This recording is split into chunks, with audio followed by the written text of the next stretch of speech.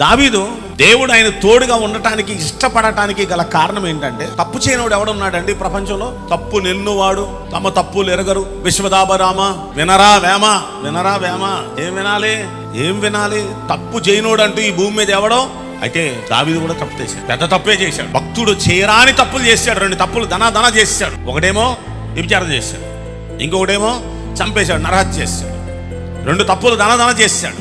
ప్రవక్త వచ్చి పిచ్చి ఆశల యొద్దు, నువ్వు ఈ తప్పు చేసావు, దేవుడు నన్ను పంపించాడు అని వార్నింగ్ ఇచ్చాడు. ఎప్పుడైతే అన్నాడో వణికిపోయాడండి. అసలు వణికిపోయి, నేను రాజుని, నా ముందు పాదిరి, నువ్వు ఇంత మాట మాట్లాడతావా, నన్ను ఏలు పెట్టి చూపించి నన్ను కామెంట్ చేస్తావా, వేసేయండిరా జైల్లో అంటే వేసేవాళ్ళు. మొక్కాళ్ళు వేసేసి ఏడ్చాడండి.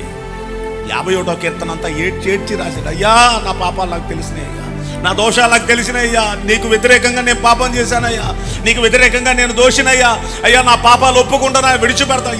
ఏడ్చి ప్రార్థన చేశాడండి. అసలు 51వ కీర్తన అంతా ఏడ్చి ప్రార్థన చేశాడు. అసలు అలా ఏడ్చి ప్రార్థన చేసి ఒక మాట చెప్పనా మీకు, జీవితంలో మరి ఎన్నడూ చచ్చిపోయే వరకు ఏ తప్పు చేయలేదండి. చేశాడు, ఓకే, ఆ చేసిన దాన్ని ఒప్పుకొని విడిచిపెట్టాడు. ఇక చెయ్యనని తీర్మానం చేసుకున్నాడు. జీవితకాలంలో మళ్ళీ చేయలే. అది దేవుడు ఆయనకు తోడు ఉండటానికి గల కారణం. ఈరోజు ఇక్కడ తప్పులు చేయని వాళ్ళు అంటూ ఎవరు లేరు. మీరు కానీ నేను కానీ ఏదో తప్పు చేసాం. ఇతరుల తప్పులు చూస్తూ వాళ్ళు అలా చేయొచ్చా, వీళ్ళు ఎలా చేయొచ్చా? కాస్త ఆపండి. మీరేం చేశారో అది చూసుకోండి. ఇతరుల గురించి చూడాల్సిన టైం కాదు ఇది. మనం ఏం చేసామో చూసుకుందాం. బైబిల్ గ్రంథంలో చాలా చోట్ల ఏముందో చెప్పనా? మిమ్మును మీరు పరీక్షించుకోండి అన్నాడు. మిమ్మును మీరు పరిశీలించుకోండి అన్నాడు. మీరు భ్రష్టులు కాకుండా ఉండాలంటే మిమ్మల్ని మీరు కనుక ఎవరిని పరిశీలించాం? మనల్ని మనం పరిశీలిద్దామా, జనాలను పరిశీలిద్దామా? ఇక జనాల లోపాల చూడటం ఆపేద్దాం. కాస్త మన లోపాలేంటో ప్రభు పాదాల దగ్గర ఏడుద్దాం. మన లోపాలేంటో సరి చేసుకుందాం.